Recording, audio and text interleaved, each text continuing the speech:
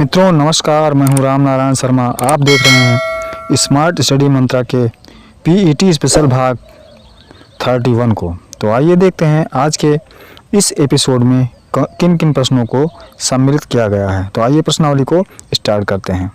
पहला प्रश्न है, भारत में सबसे पहली रेलवे लाइन किसके शासनकाल में निर्मित हुई थी? भारत में सबसे पहली रेलवे लाइन किसके शासनकाल में निर्मित हुई थी? तो भारत में सबसे पहली रेलवे लाइन लॉर्ड डलहौजी के शासनकाल में निर्मित हुई थी। अगला प्रश्न, प्रश्न नंबर 2, भारत के फॉरवर्ड ब्लॉक के संस्थापक कौन थे? भारत के फॉरवर्ड ब्लॉक के संस्थापक कौन थे?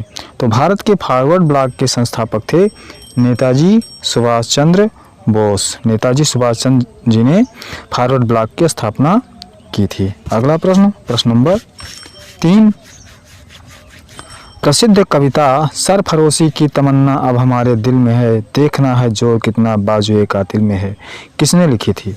तो ये कविता लिखी थी बिस्मिल अजीमाबादी जी ने। सरफरोशी की तमन्ना लिखा था बिस्मिल अजीमाबादी जी ने। अगला प्रश्न, प्रश्न नंबर 4, किस देश को यूरोप का कॉकपिट कहा जाता है? किस देश को यूरोप का कॉकपिट कहा जाता है? तो बेल्जियम को यूरोप का कॉकपिट कहा जाता है। अगला प्रश्न, प्रश्न नंबर 5, भारत के पश्चिमी समुद्र तट पर वर्षा किस मानसून से होती है? भारत के पश्चिमी समुद्री तट पर वर्षा किस मानसून के द्वारा होती है?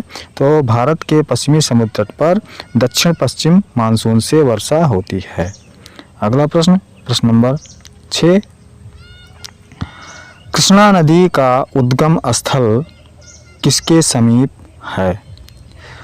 तो कृष्णा नदी का उद्गम स्थल महाबलेश्वर के समीप है, जो कि महाराष्ट्र में स्थित है। अगला प्रश्न, प्रश्न नंबर 7, भारत में ऊर्जा उत्पादन के लिए कौन सा प्रमुख कच्चा पदार्थ है? तो भारत में ऊर्जा उत्पादन के लिए सबसे ज़्यादा कच्चा पदार्थ कोयला है, जो कि प्रमुख पदार्थ है ऊर्जा उत्पादन के लिए। अगला प्रश्न, प्रश्न नंबर 8, देश के आर्थिक प्रगति का निर्धारण किसके आधार पर किया जाता है? तो देश के आर्थिक प्रगति का निर्धारण देश के प्रति व्यक्ति की आय में वृद्धि के आधार पर किया जाता है। अगला प्रश्न, प्रश्न नंबर 9, प्रधानमंत्री जन धन योजना का मुख्य उद्देश्य क्या है? तो प्रधानमंत्री जन धन योजना का मुख्य उद्देश्य है देश में वित्तीय समावेश को बढ़ावा देना। अगला एवं अंतिम प्रश्न, प्रश्न नंबर 10, भारतीय संविधान के अनुच्छेद 14 का विधि के समक्ष समानता का वाक्यांश किस देश के संविधान से लिया गया है? तो भारतीय संविधान के अनुच्छेद 14 का विधि के समक्ष समानता का वाक्यांश ब्रिटेन के संविधान से लिया गया है। तो मित्रों, ये एपिसोड आपको कैसा लगा? अगर ये एपिसोड आपको अच्छा लगा हो तो मेरे इस चैनल को सब्सक्राइब कीजिए और बेल आइकन दबाना ना भूलें, जिससे आपको नई नई जानकारी का नोटिफिकेशन मिलती रहे। और अगर आप मेरे फेसबुक पेज पर इस वीडियो को देख रहे हैं तो मेरे फेसबुक पेज को फॉलो कीजिए और अपने मित्रों में शेयर कीजिए, जिससे उनको भी नई जानकारी मिल सके और वो इस वीडियो का लाभ उठा सकें। तो आज के लिए बस इतना ही, फिर मिलते हैं अगले वीडियो में।